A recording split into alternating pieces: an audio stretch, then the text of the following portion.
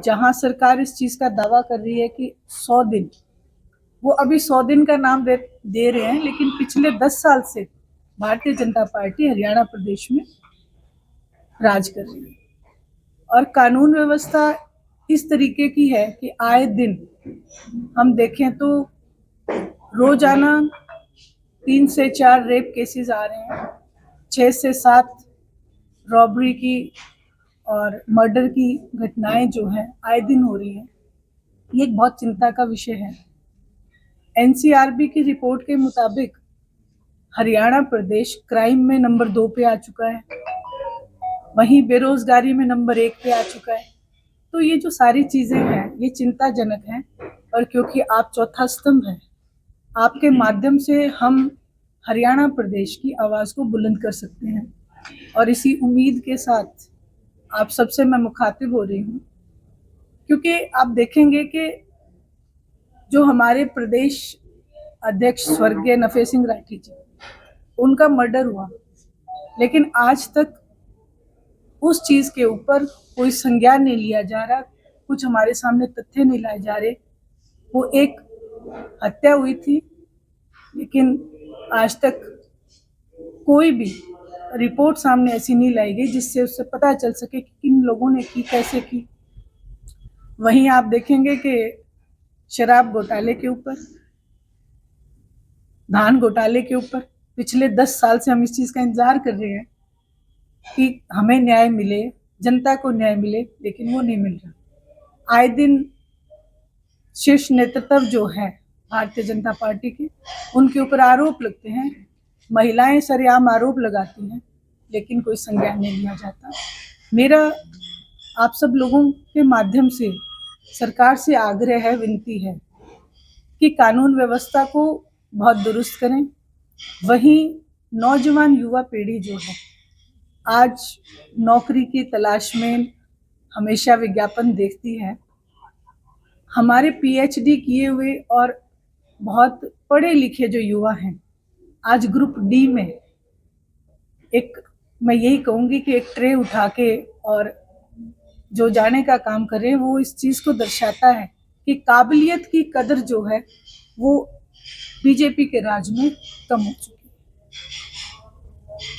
जहाँ तक बात रोहतक की है, रोहतक का अगर हम देखें एक शहर का, तो विकास के नाम पे ऐसा कुछ मुझे नया नज़र नहीं आ रहा कि जो ना केवल रोहतक बल्कि हिसार आप देखें, सिरसा आप देखें, तो कहीं पे भी मुझे कुछ ऐसा कि जो सरकार के द्वारा कोई नई योजना, कोई नया प्रोजेक्ट, नया कॉलेज जिससे रोजगार मिले या शिक्षा के प्रति कुछ हो, तो ऐसा कुछ नज़र नहीं आ रहा।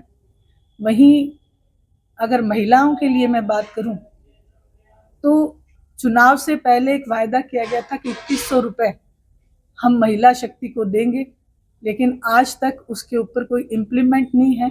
बातें बातें होती हैं, लेकिन इम्प्लीमेंट कहीं भी नहीं होता। 8 मार्च के दिन जब महिला दिवस आता है, हर नेता बड़े बड़े भाषण देके, बड़े बड़े वायदे करके महिलाओं को बरगलाने का काम करते हैं। मेरा एक आग्रह है, अनुरोध है कि हर साल आप केवल ज़्यादा वायदे ना करके एक वायदे को भी अगर इम्प्लीमेंट करें, एक वायदे को भी उस पूरे साल में लागू कर दें, तो हर साल अलग अलग वायदे जब आएंगे तो महिलाओं का उत्थान हो सकता है। यही मेरा आज आप लोगों से मुखातिब होने का विशेष कारण था।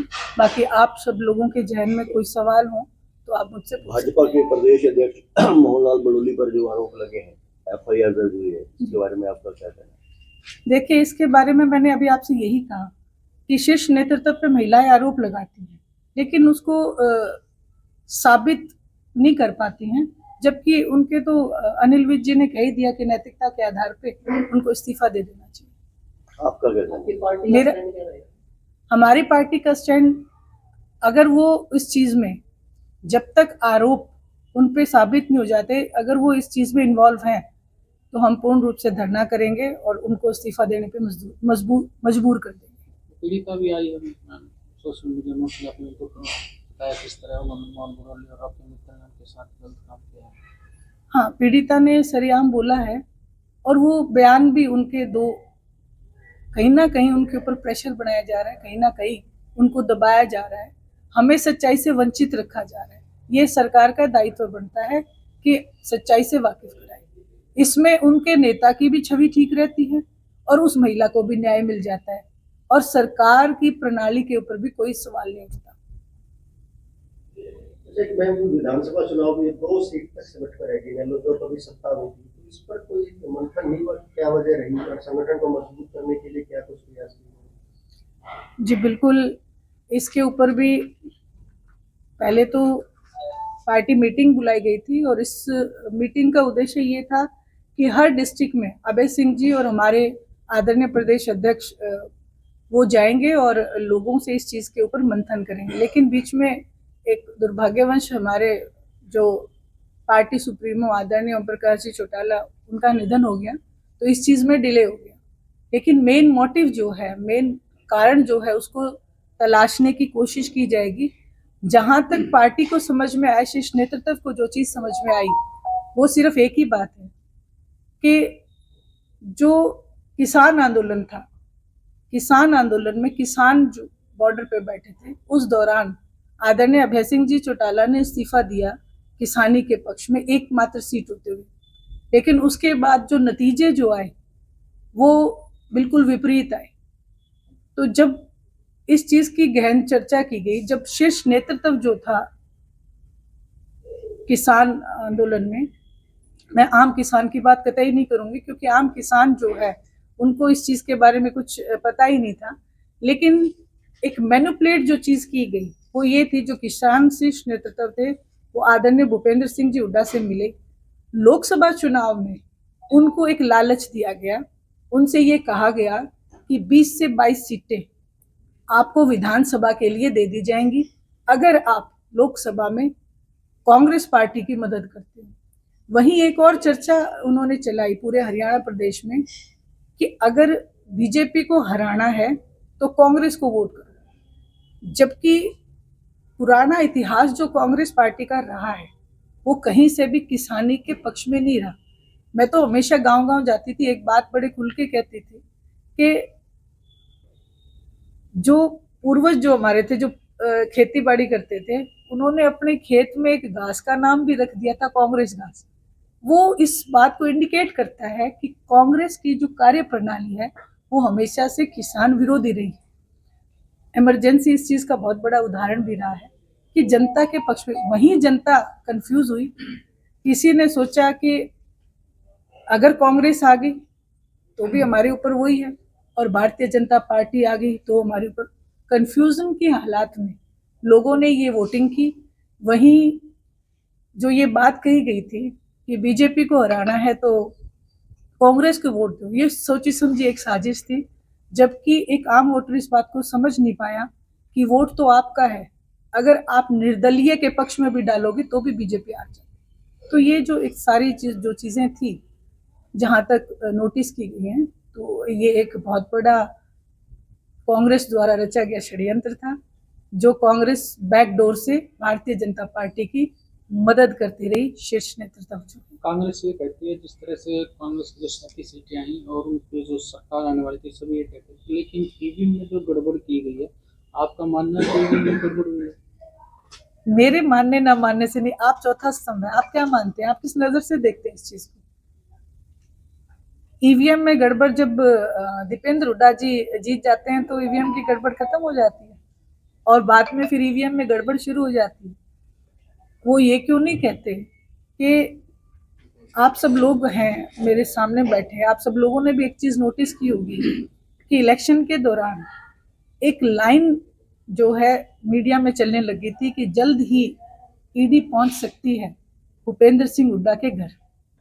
ये आप सबने पढ़ा होगा और मैंने वो 3 दिन लाइन देखी, चौथे दिन वो लाइन गायब हो गई। उसी दिन इस बात का आभास हो गया था, इस बात पे पक्की मोहर लग गई थी कि अब गवर्नमेंट कांग्रेस की नहीं बनेगी। और इसमें एक चीज बड़े खुल के मैं कहना चाहूंगी कि जब जब ईडी का डर भारतीय जनता पार्टी ने जिस जिस नेता को दिखाया, उस नेता ने बीजेपी ज्वाइन कर ली।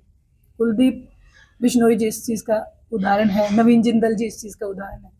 लेकिन जब भूपेंद्र सिंह जी हुड्डा ने ज्वाइन नहीं की तो हमने एक ही बात कही, ये तो सारी कांग्रेस को ही वहां पे बेच के आ गए। तो ये एक आम लोग हैं जो इस चीज को समझ चुके हैं कि बैक डोर से जो इलिगेशन इंडियन नेशनल लोकदल पे लगाया जा रहा था कि ये बी टीम है भारतीय जनता पार्टी की, असल में ए बी सी सारी टीम भूपेंद्र सिंह जी हुड्डा निकले। और आज हरियाणा प्रदेश की जनता इस बात को बखूबी समझ चुकी है। धन्यवाद। आपने बेरोजगारी का जिक्र किया है, क्या नीति और नियत दोनों एक साथ चलती हैं। जब तक आपके पास नीति नहीं होगी, नियत नहीं होगा, तब तक आप कुछ नहीं कर सकते। क्योंकि किसी भी संगठन, किसी भी सरकार, कोई भी गवर्नमेंट, जब तक उसकी नियत नहीं होगी, वो सिर्फ कागजों में इस कार्रवाई को दिखाते रहेंगे। कागजी कार्रवाई में आप देखें डिस्ट्रिक्ट बनाई जा रही है अलग अलग, लेकिन इम्प्लीमेंट क्या हो रहा है? अभी मैंने आपके सामने जिक्र किया कि 21 रुपए महिलाओं के लिए निर्धारित किए, लेकिन इम्प्लीमेंट नहीं किया गया। इंडियन नेशनल लोकदल इस चीज में बड़ी स्पष्टता से इस बात को आपके सामने जो बात कहते हैं उसको करते हैं। आदरणीय चौधरी देवीलाल जी ने जो नीतियां लोगों को बताई वो अपनी नियत से लागू भी करके दी। तो नीति और नियत दोनों एक साथ चलते हैं। पेपर लीक के मामले को लेकर पहले भी कई बार सवाल उठे हैं। जी। रिसेंटली एमबीबीएस सत्र के पेपर जो है वो सीक्रेसी ब्रांच जो है वो कहाँ काम करे कुछ पता नहीं, पेपर बाहर आए वापस फिर, और जांच के नाम पे कहा जा रहा है कि 1 महीना लगेगा। क्या सीधा पुलिस में एफआईआर दर्ज नहीं करवानी चाहिए क्या शासन को? एब्सोल्युटली राइट जी, बिल्कुल करानी चाहिए। क्योंकि ये एक बहुत बड़े जो हमारे स्टूडेंट्स हैं उनको मानसिक तौर पे उत्पीड़न करने का काम है। ये एक बहुत बड़ा जो उनके साथ खेल हो रहा है, पिछले 10 सालों से यही देख रहे हैं। तो ये मानसिक तौर पे आज जो हमारे बच्चे परेशान हो रहे हैं और जो क्राइम की तरफ, जो क्राइम रेट बढ़ता जा रहा है, वो नतीजा इसी चीज का है कि सरकार जो है इस चीज के ऊपर संज्ञान नहीं लेती है।